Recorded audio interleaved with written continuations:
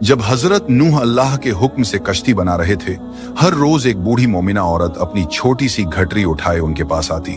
वो कहती, ए अल्लाह के नबी, कश्ती कब रवाना होगी?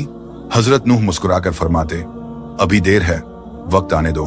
वो औरत वहां बैठी रहती, पूरा दिन इंतजार करती, फिर शाम होते ही घर वापस चली जाती। यह सिलसिला कई दिनों तक चलता रहा।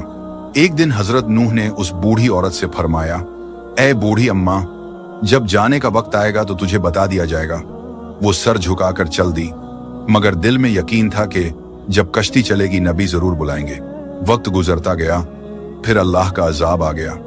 जमीन पर तूफान बरपा हो गया, पानी हर तरफ फैल गया और हजरत नूह की कश्ती रवाना हो गई। लेकिन हजरत नूह उस औरत को बुलाना भूल गए। जाहिरी तौर पर ऐसा ही हुआ। तूफान थम गया, समंदर की लहरें रुक गईं। कुछ वक्त बाद हजरत नूह के दिल में ख्याल आया कि चलो उस शहर को देखा जाए जहां से सब कुछ शुरू हुआ था। वो कश्ती से उतरे और शहर की तरफ चल दिए। जब शहर पहुंचे तो देखा हर तरफ वीरानी और तबाही है, मगर एक कोने में एक झोपड़ी से रोशनी आ रही थी। एक दिया जल रहा था।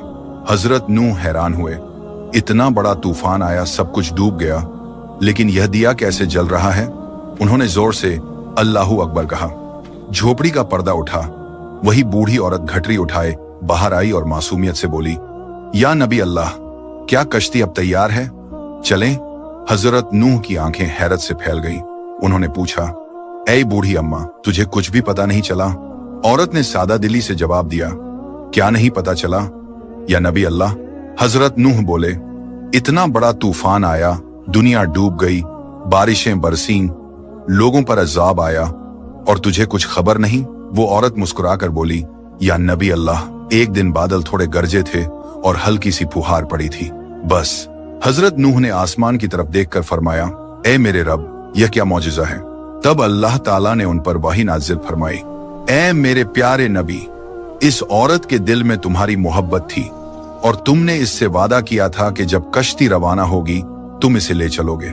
तुम अपना वादा भूल गए, लेकिन मैं रब्बुल अलामीन तुम्हारे वादे का भी जिम्मेदार हूं। मैंने अपने अजाब को इस तक पहुंचने ही नहीं दिया। इसे एहसास तक नहीं हुआ कि कैसा अजाब आया और कब चला गया।